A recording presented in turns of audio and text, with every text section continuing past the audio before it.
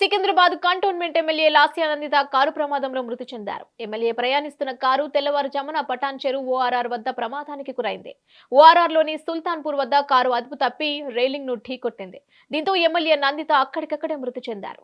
ఈ దుర్ఘటనలో MLA Lasya Nanditha PA Akash driver తీవ్రంగా గాయపడ్డారు. కారు ముందు భాగం నుజ్జునుజ్జైపోయింది. ఇక సమాచారం అందుకున్న పోలీసులు ఘటనా స్థలానికి చేరుకొని పరిశీలించారు.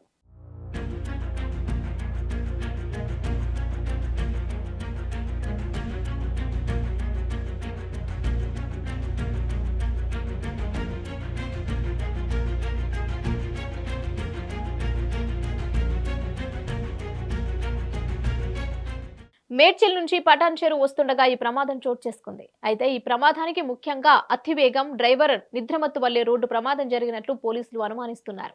నిద్రమత్తులో ఉన్న డ్రైవర్ ముందు వాహనాన్ని ఓవర్టేక్ చేసే ప్రయత్నంలో సడన్ బ్రేక్ వేశాడు. దాంతో కారు అదుపు తప్పి ఔటర్ రింగ్ రోడ్ రైలింగ్ ను ఢీకొట్టింది. దాంతో ప్రమాదం చోటు చేసుకుంది. ఇక ప్రమాద సమయంలో MLA Lasya Nanditha seat belt కూడా పెట్టుకోలేదు. ఇది కూడా మృతికి ఒక కారణమని చెప్తున్నారు పోలీసులు.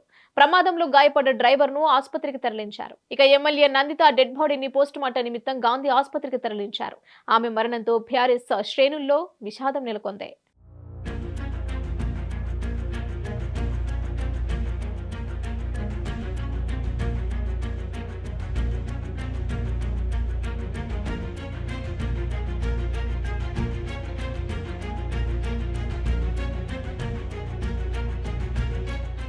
ఎమ్మెల్యే లాస్య నందిత మృతి పట్ల తెలంగాణ సీఎం రేవంత్ రెడ్డి విచారం వ్యక్తం చేశారు.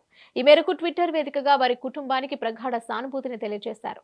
లాస్య నందిత అకాల మరణం నన్ను తీవ్ర దిగ్భ్రాంతికి గురి చేసిందని రేవంత్ రెడ్డి పేర్కొన్నారు. నందిత తండ్రి స్వర్గీయ సాయన్నతో నాకు సన్నిహిత సంబంధం ఉండేదని, ఆయన గతేడాది ఇదే నెలలో స్వర్గస్థులవ్వడం, ఇదే నెలలో నందిత కూడా ఆకస్మికంగా మృతి చెందడం అత్యంత విషాదకరం. వారి కుటుంబానికి నా ప్రగాఢ సానుభూతి తెలుపుతూ ఆమె ఆత్మకు శాంతి చేకూరాలని భగవంతుని ప్రార్థిస్తున్నాను అంటూ రేవంత్ రెడ్డి ట్విట్టర్ వేదికగా సంతాపం వ్యక్తం చేశారు. బీఆర్ఎస్ అధినేత తెలంగాణ మాజీ సీఎం కేసీఆర్ లాస్య నందిత మృతి పట్ల దిగ్భ్రాంతి వ్యక్తం చేశారు. ఈ సమయంలో కుటుంబ సభ్యులకు అండగా ఉంటామని తెలిపారు. ఇదిలా ఉంటే లాస్య నందిత మృతి పట్ల టీఆర్ఎస్ వర్కింగ్ ప్రెసిడెంట్ కేటీఆర్ దిగ్భ్రాంతి వ్యక్తం చేశారు. ట్విట్టర్ వేదికగా ఆమె ఆత్మకు శాంతి చేకూరాలని భగవంతుని ప్రార్థిస్తున్నట్లు తెలిపారు.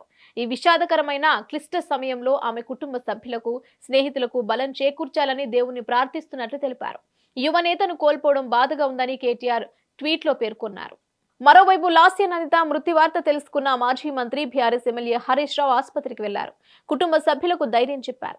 లాస్య నందిత మృతదేహాన్ని పోస్టుమార్టం నిమిత్తం గాంధీ ఆసుపత్రికి తరలించారు.